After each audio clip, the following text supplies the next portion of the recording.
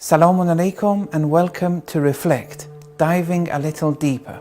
Like with all other aspects in Islam, the Wudhu also bears an exoteric, outer, and an esoteric, inner dimension. What is the philosophy underlying the Wudhu? And why is it associated with so much spiritual value and growth? How does the spirit grow through physical rituals? The holy texts have described the Wudhu as a light from within. But why?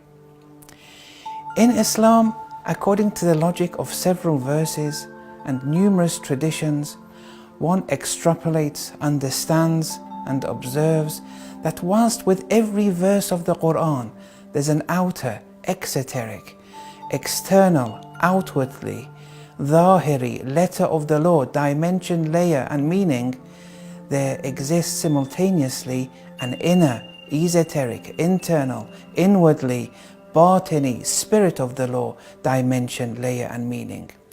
This philosophy and secret applies to all of Allah's words, all of Allah's messengers' words, His assigned rituals, supplications, ethics, and doctrinal articles of faith. So one must appreciate that with every verse, tradition, ritual, ethic, doctrinal article or jurisprudential ruling, it contains a Zahir and a Batin. It's one reality, but this reality is multidimensional. And what's even more important to acknowledge is the fact that the Zahir and the Batin of any given verse, tradition, ritual, ethic, legal ruling or doctrinal article, they're inseparable. A Zahir minus Batin approach adopted by dangerous literalist movements, or a Batin minus Zahir approach adopted by pseudo-Sufis is a contradiction in terms. One cannot and should not suffice with one dimension and be oblivious to the other. Sufficing with the outwardly dimension is tantamount to a spiritless corpse. There is no life, no dynamicity, it's dead. One must take care, because with every physical movement and action one accomplishes, there arises within our souls an inner movement. You are your actions. Inna dunya mazra'atul akhirah. This world, it's the hereafter's farmyard. But you are the farmer. You are the farm. You are the seeds. And you are the harvest. It's all you. And you are your actions. Think about it.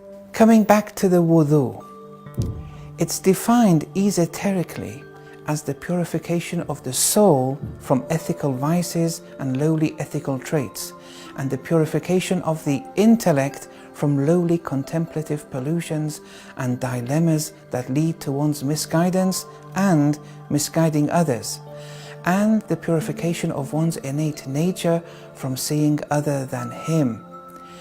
Look how the definition has suddenly expanded in depth. Whilst the intention of the exoteric Wudhu is subliminal in nature, the intention of the esoteric Wudhu is not to execute an action that is contrary to Allah's pleasure, whatever that contrariness may be, and to perform all one's actions purely for Allah's sake and not for other than Him, be these actions acts of worship or simple things like inviting friends, eating, writing a book, and so on. Have you ever invited someone over but they didn't invite you back and you became disappointed as a result? I did. Why? Because you didn't invite for Allah's sake. Have you ever had your book stolen from you and then published in another person's name? Actually, yes. Did it disappoint you? Why? And have you ever eaten for the sake of eating? No comment. Every action you carry out must be mentally channelized through a modulating and filtering mechanism that checks whether or not you're doing it to acquire divine pleasure and satisfaction. And this is step 2 of muraqabah, a self-scrutinizing tool employed in spiritual wayfaring. And what are the conditions and qualifications one requires to succeed in this regard? It's step 1. one must constantly endeavor in performing one's Sharia-assigned obligatory injunctive duties and refrain from the muharramat in Islam. That is step 1 of muraqabah. Now, whilst the exoteric wudu starts with physical washing of the face, in the esoteric wudu, the washing of the face is tantamount to the cleansing of the heart's face from worldly affinities. My house, my car, my spouse, my certificate, my honor, my status, my wealth, I did this, I did that. And the cleansing of the heart's face from all that is in the world, i.e., seeing the sun minus Allah, moon minus Allah, plants minus Allah, animals minus Allah. Chapter 2 verse 115, فَأَيْنَمَا تُوَلُّوا فَثَمَّ وَجْهُ اللَّهِ. And hence, whichever way you turn, there's the face of Allah. But we're blind to this fact and deny seeing Him whilst seeing Him. How? Imagine a clothes shop. Someone sees a hat, another sees a pair of gloves, another sees a pair of trousers, another sees a shirt. But the Sufi sees none of these. He or she sees nothing but thread. Whichever way you turn, there is thread. Some deny it and see mere labels such as hat, gloves, trousers. But some recognize that there is nothing but thread. Seeing the trousers minus thread, gloves minus thread, the shirt minus thread is a dunya phenomenon which is constructed by you, within you, by your imaginative faculty. The dunya lies within, not outside you. The collection of all these false attributing and predicating my house, my spouse, these are termed by the Quran as dunya. Not the heavens and earth, the dunya, and that lies within you.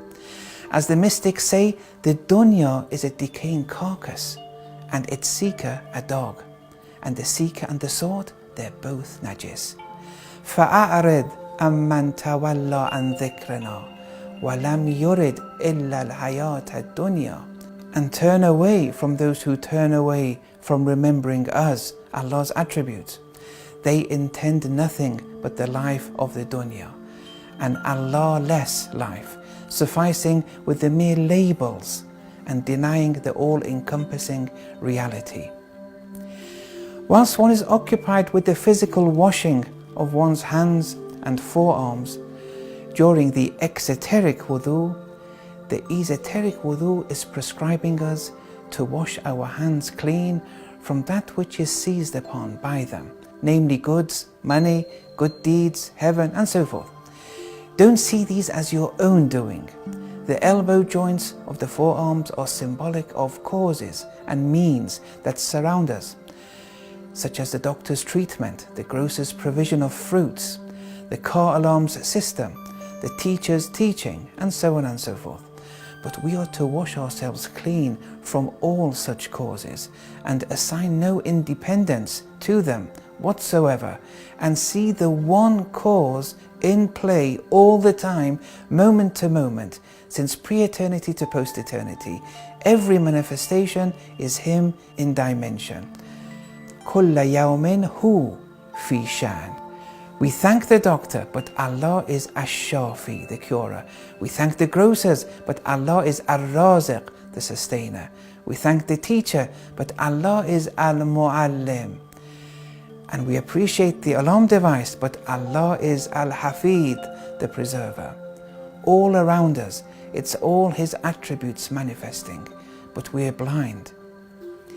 Next is the wiping of the head. What does this signify esoterically? Here, we're wiping the esoteric, real, haqiqi head, which is the intellect or soul, wiping over them, checking through them, to see whether or not there still remains, after the preceding stage, any remnants of worldly affinities and love of the dunya. After all, the Ahadith state that the love of the dunya is the root to all errors and sins, and we want to eliminate this. According to traditions, abandonment of the love of the dunya is the basis to all acts of worship. And finally, we come to the wiping of the feet, where we cleanse our feet from approaching places which are not on a par with Allah's pleasure and divine obedience. The esoteric feet has been referred to by some mystics as our faculties of knowledge and action, and by other mystics as our appetitive and conquering faculties, the shahwa and ghadab. That is, such faculties must be tamed and modulated in such a manner whereby one avoids acting contrary to Allah's satisfaction. Now, after going through all that, imagine one follows this protocol of wudu 5 times a day. Wouldn't that elevate the soul? Traditions describe the wudu as cleansing one's inner darknesses 5 times throughout the day, preserving oneself from concealed impurities. Also, there are numerous traditions mentioning supplications to be read with every component of the wudu. And memorizing them is good, but even better is perceiving them and incorporating them over time. These were just some of the obligatory aspects of the wudu. There are mustahab, recommended aspects to the wudu, such as the gargling of the mouth, inhaling water through the nose, and so on and so forth, each of which contains inner wisdoms. And all this is just on the issue of wudu. The Batini worldview applies to all acts of worship. Imam Khomeini rahmatullah alayhi speaks of the ghusl as containing 150 inner esoteric meanings. The rulings of tayammum, menstruation, salat and all its components, fasting, charity, hajj, eating and drinking, wearing clothes, all these have inner esoteric meanings and are to be incorporated in order for us to grow spiritually. Don't miss out. Missing out would be tantamount to wasting one's religion and, God forbid, wasting oneself. This was Reflect, diving a little deeper.